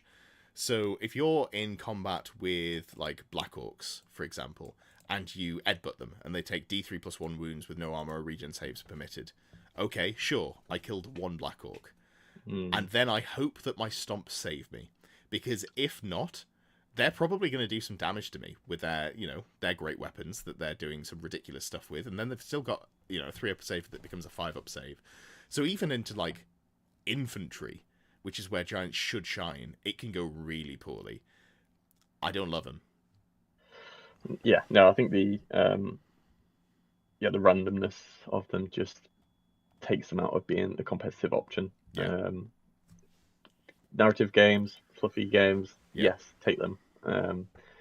Sure, yeah. Yeah, they're all great models. They all look great. Absolutely. The Marauder Giant's probably my Grail model. It's probably my favorite model out there. But I've never run one with my Beastmen. I took a Bone Grinder once, Sure. but neither of them. Bone Grind is like way too many points, but I think it has a more interesting damage profile. Like, even best case scenario, you roll a 3 to 4, which is the most likely thing. When you're in combat with a dragon, you're like, okay, cool. So this is strength, you go strength 7, you're AP 2. I'm still weapon skill 3. Like, I'm hitting the Dragon Lord on 5s. Yeah. That's not good. That's just not okay. Anyway, yeah. So, it's probably killed you before you swing as well. Uh, He's got if he's he's going to be 6 charging wounds you. He's flying. T6. I feel like that's just beefy enough that you probably don't die until you get finished off by stomps. Unless we're talking Ogre Blade, in which case, yes. So it depends which version of Dragon you've been unlucky enough to be charged by. But yeah, I think F tier for Giant, but that's pretty sad. And also I'm going to put the Cockatrice in F tier, but I'm going to put it below the Chaos Giant. So this is 170 points, and it does have technically one attack which is kind of interesting, and that's the Stony Stare. At the start of the combat, enemy models in base to base must take an initiative test. If failed, they take D3 strength 2 hits with no armor save permitted. And it's got the same thing, but as a shooting attack that does D3 wounds. That's kind of interesting. It's not good. Kind of interesting. Yeah, I guess you hope you're into a dwarven lord or something that's not immune to multi wounds. Yeah, or you could charge into undead, which is fine. But then you go, okay, sweet. Oh, and I've got 6 attacks on my profile, only strength 4. Wait, also I just have hand weapon. Yeah. And no armor bane. And a single stomp attack. Like, the only place that I see this is a replacement for a Praeton, if you want to do Terra shenanigans, because it's the cheapest, fastest Terra bomb. But I think you've actually kind of sold me on the Jabba Scythe being a better replacement. I'm not happy to run the Jabba Scythe, but I'm more happy than running a Cockatrice. Yeah, I agree. Cockatrice is one to leave at home. Perfect. Now we're going to have a fight, because I think you're going to like this unit, and I think it is unplayably bad. Talk to me about the Gorgon, and then I'm going to tell you, respectfully, you're an idiot. So I ran 2 of these in every list at the start of the edition. Yeah, and to be clear, I think at the start of the edition they were good, because this was before people realised they didn't have to walk straight forwards. And yeah, I was killing Tomb King dragons, rerolling 6s. Hell yeah. I was having a great time with them. But again, large target, no save. Yep. They just disintegrate to any shooting. They have pretty frenzy, much now. So they are super easy to just bait around the field. Yeah. They don't have swift stride, so they're never catching and anything they can fast. Overrun D6. Yeah. Even if they somehow manage to get into a combat and win it, they're sort of stuck out on the flank afterwards and that sort of stuff. Again, I think they're better than Giants. 100%, I agree. Yeah, they actually do something. The problem is I just think they're too easy to play around. Yeah, but I think they still, you still got to respect them a bit with your dragons, that sort of stuff, because they can just get that 6. You got to shoot them for a turn first before you charge and finish them off. Yeah, but I think, given the state of play where the game is now, that they just can't be taken. Yeah, and yet I'm not going to put them in F tier. I want to. I think that would be disingenuous. I think they're worse than Cygor, because I think Cygor can interact with the game in a meaningful way, whereas against a good player, a Gorgon should never charge something that you don't want it to charge. You could just frenzy bait them with some chaff over to the edge of the board, laugh, and then ignore it or whittle it down with a ruby ring and, or some poison shooting or whatever. There's so many counters to it, but at least, if it gets there, it does something, whereas the Giant actually might not do something. Yeah, I guess the one upshot of the Beastman army is it's really good with dealing with chaff. So, if you aggressively hunt chaff early on, you can limit the amount you can be drawing around. But I think it's still not enough to sort of drag it up the tiers. Sure. Cool. So we've got 2 left. We've got the Dragon Ogre Shaggoth, and we've got the Giant Spawn. Which of these 2 do you want to gush about? And I'll do the other one. I'll take the Shaggoth because I've only played against the Sure. Spawn rather than with it.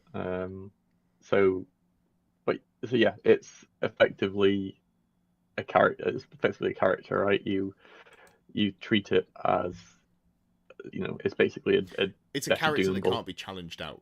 Because it's not a character. It just has the ability to buy magic items and So upgrades. you can get, and there's multiple ways you can run it. You can run it with just a ridiculous save. Yeah. You can very easily get to a 2-up armor. You can give it a ward save. Yeah. Um, You used to not be able to do both, but now for 40 points, Chaos Armor full plate, you can do both. Just to be clear. Yeah. And you've still got some points to play around with weapons. The great. I think the only issue with them is they don't fly. No fly, no They're swift pretty stride. slow. You've got to sort of really concentrate on playing them to get them into the combats you want them to get into. Sure. But they've got that potential for holding up a dragon. Sort of one of the few monsters in the game that can withstand a charge probably and survive from a dragon. So it gives you the options to sort of get get in with your mantle bus afterwards or Sure. Or whatever. So yeah, I think they're very solid. They're a staple in lists. I think that it's either those or the other remaining monster, depending on sort of what you're looking for out of them. How they sort of gel with the rest of the list. Yeah. So where would you put them? Which tier? They're not something that you see in every list. Yeah. So that I don't think they can go. They're not even something that I think you see in the majority of lists. True. Because of the remaining monster. So I think top end of B, maybe scraping bottom of A at a push. Yeah. But I think I'm quite comfortable with B. They've got the little spell that they can get off to buff dragon ogres if you sort of go for that sort of heavy dragon ogre army. Technically, yes, and they can buff themselves with it. So they've got Storm Call, which is a magic missile range self that can hit stuff in combat, including everything in 6 inches, including combat. Because it's a magic missile, you can't use it when you charge. So you want to charge in, get that extra damage, but you can't, which really sucks. Which means you're almost never using it on your turn in combat, unless you're in a weirdly long protracted combat, which is a shame. But yeah, I mean, the fact that they can have a 2-up armor save is really appealing in this meta where we are seeing a lot of poison shooting that wants to deal with large targets. If you're only taking one large target, this is probably the one I'd vote for. And now you can take 2 of them that are tooled up to the nines. You can take 2 of them with the full plate chaos armor in the Minotaur or Wild Herd lists, which I think is really extremely good. common. So that is it's insane. Good. Yeah, it opens so many doors. We should just put chaos armor up in S tier because that's the enabler of so many things. It's like Herdstone, chaos armor, units. That's where we go. Something that I think is really funny about this model is how small it is, and you look at it, you're like, God damn, that must be huge. It's on the same size base as a Dragon Ogre. It's just a little bit bigger. Yeah, it's a shame that it didn't get a remodel. Well, obviously there's it's a lovely model. Yeah, we've got the lore of Dragon Ogre because Shaggoth's the size of the walls of Null and that sort of stuff, and the one that's the size of a mountain that's asleep. Yeah, and then the model is this old janky metal thing from many years ago. It's pretty solid. You can throw it at someone's head. Excuse you? It's a beautiful model, and you'll take that back. Thank you very much. It's one of the best models of all time, and I'll hear no words to the contrary. Anyway, let's move on very quickly before you have a chance to besmirch the good name, because so top of B tier I think is fair for it. Then we've got Giant Spawn, and Giant Spawn when it came out was nuts, and this is, if you want a non-ridden monster, this is what you have to write as rules. 145 points base, 4 options, you can give them different marks. It's obviously in the Chaos Arcane Journal, but Beastmen are allowed to take it. You can take 3 marks that don't really matter, or you can give it Nurgle, which gives it, for 25 points, a 5-up regen, which means you've got a 5-up armor save, 5-up regen for 170 points, and a toughness 6 chassis with 6 wounds. And that's just like, that's how tanky something needs to be to survive. They are frustratingly hard to kill for the amount of points they cost. So you can take a couple of them and be like, you got to deal with this. They also get around the weaknesses of Beastmen really well. What do Beastmen have almost entirely? Ranked up units. What do Beastmen hate? People running outside of their 90-degree vision arc. How do we fix that? Giant spawn. Random movers can just like 360 yeet and charge something that's behind them. You have to respect charge arcs. So if you are in your opponent's rear arc, you still have to finish the charge in their rear arc. That's fine. You're probably going to do that with your movement anyway. They are incredibly good. However, they're a large target in an army that doesn't typically run lots of large targets, and they only have a 5-up armor save. So since the rise of the poison shooting, I think they've dropped down from being like an unarguable S tier. Like when the Arcane Journal for Warriors of Chaos came out, I'd say S tier, second or third best unit in the book. Maybe best, but that's probably pushing things. Now that we've got poison shooting, I'm like, this is probably bottom of A. Yeah. And I think, in 3 months' time when we revisit this, they might jump back up. Yeah, I think so. I think so. But I'm quite happy for them to be in A tier. I think they're, again, they give that tool that the army needed, where that sort of random movement just enables you to sort of cover areas that previously sort of were easily exploitable. So they're very solid. Pain to deal with. The 360 things are just so hard to deal with when you just got like the sort of threat range of them is just incredibly difficult to plan around sometimes. So it just makes things difficult for your opponent. Even just the threat of them being there and being like, oh, okay, well, maybe I'll send something down this flank. I'm like, oh, well, actually, he can sort of get there quite easily. Sure. Event at the weekend, I got hit by a 17-inch charge from a squig rider, which just round a wood and around, and it's like, random movers are so hard to play around for that. Like, do I just stay 18.1 inches away from you? That's such a large bubble. Like, that's so hard to deal with. And also, what if you just sit behind a hill or a wood? I can't see you, so I can't charge you. You don't care about seeing me. You just go, I rolled, oh, hey, a 10. I got you. Yeah, sucks to suck, buddy. That's the frustrating thing. Like, they don't need to be able to see you to charge you, and it's just it's Nurgle also gives them poison attacks, just additionally on top of that, which is good because they have pretty bad weapon skills. So you're just like, let's get more value out of those 6s. So it'd be interesting to see them sort of potentially hidden behind headstones and sort of running out to cause issues. There is a downside to them in that they don't ever cause you to take terror tests because they're not charging. They don't charge. There's no terror test on there, which is it's good and bad. And unlike the Shaggoth and unlike the other units that we've talked about, it is unbreakable, which means that you can use it like a pseudo steam tank, where you're just like, okay, I need to tie you up, I'm going to lose 3 wounds, or I'm going to lose loads of combat res even through my regen, and I'm just going to not die, I'm going to hold the unit in place, and then I'm going to get my Minotaurs into you next turn. What are you going to do?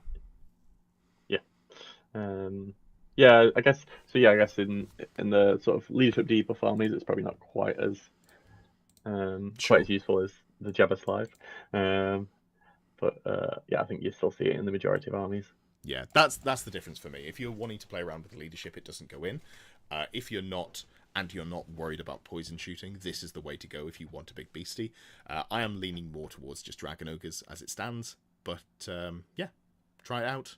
It's a actually surprisingly nice model. Pretty expensive. I did put one of those together just the other day. Had quite a lot of fun, cleaning up those mold lines. And if you do, here's a shout out. If you do buy one of them, don't. So they come with like a resin pad where the feet are. So like the feet are fully sculpted, but it's on just a little pad of resin. Just leave that on, glue it in place. Do not try to clean around it, because that legitimately took me about 40 minutes per foot, and there are 4 feet. So don't waste your time doing that. It doesn't matter. Just put your basing material in between the toes. that's fine. Yeah, that was a waste of like 2 to 3 hours of my life that I'm never getting back. But yeah, perfect. Well, that takes us to the end of all of the units. Is there anything in here that you look at and go, actually, we need to tweak that?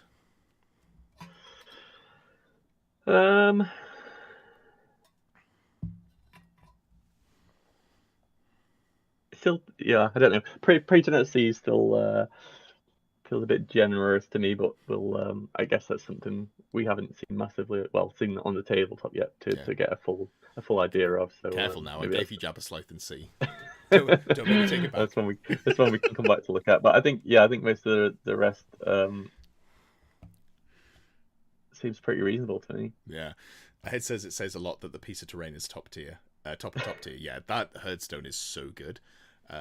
It's really good, and I think it's going to avoid some level of scrutiny because it's not a unit that's going to actively deal damage. It's just like a support piece, and support pieces are always undervalued by a lot of the community just because it's not actively doing stuff itself. It's like, oh, I'm casting Viletide. I cast it +3 because I'm near the headstone, and they just go, your opponent just hears, I've got my Viletide off. Not that I got my Viletide off because the herdstone is here and it's supporting me in various ways, which is I think it's a bit different than sort of like the Tomb King caskets and that sort of stuff where they've got this bad reputation because they're used in conjunction with multiple other things to sort of really. It basically just is a Casket of Souls, but instead of being an interactable thing that casts from itself, it just passes the buffs on natively. It's just there. Yeah. And also 200 points at the end of the game. So it's effectively 300-point swing just because you've got it at the end of the game, which is absolutely huge. I think there'll be definitely some sad moments when you suddenly realise you're 12.1 inches away from it as you sort of get into the key battle, as you've pushed them back over a turn or two, and then you're suddenly like, oh no, I'm suddenly out of range. And, I've accidentally won combat. Oh no. Yeah. All my well-laid plans. Curses. Yeah, fantastic. Well, thank you so much for coming on. And just to plug again, go to @the_Rallying_Cry podcast. That is a YouTube channel. It is linked in the description. So if you were here from the start, give it a quick refresh when the stream is over. You'll see it in the description there. Give them a subscription. They are up to, I think, 6 episodes now. I'll be honest, I have to watch the last 2. I'm a little bit behind on them. So need to catch up there. But you can find Jack and his co-host there. Otherwise, there's going to be more videos coming out every day this week, and by that I mean up until Friday. And if you're interested in coaching, as again, it is just linked in the description. Yada yada. Have I missed anything? I think so. No. Cathay's coming soon. Yeah. Going to be a Cathay week. I don't know who'd you get on for the Cathay tier list when no one's been able to